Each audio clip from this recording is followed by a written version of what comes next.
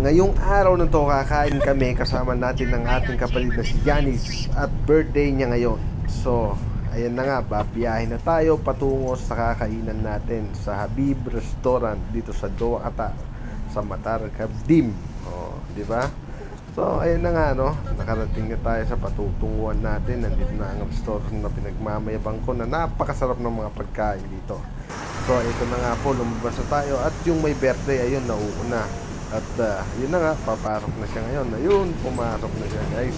So, siya po ang magbabayad ng lahat ng mga bill ngayon. Lahat po nagkakain namin. Siya po ang magbabayad. So, ayun na nga po, sinalubong na tayo ng ating waiter, no?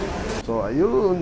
Ayan, ayun na po ang tatlong dalaginding at magaganda at cute.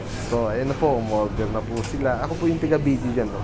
So, ako po yung taga-video, ako po yung, ayan, ako yung semi-vlogger dyan. So, ayan, naka-order na kami. Yan po yung order namin na lamb, chicken, yan, no, yung biryani rice. So, ayan, kinamay na nga, no.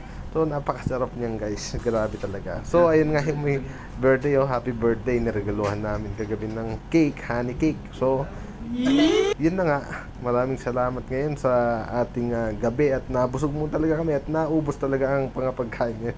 Sobrang sarap eh. Talagang napakasarap talaga ng pagkain. Ayun, oh, di ba? Napakasarap. At yun nga, at uuwi na kami ngayon. Ayun, at uuwi na. Maraming salamat sa pagkain ngayon, Madam Janice. Happy birthday.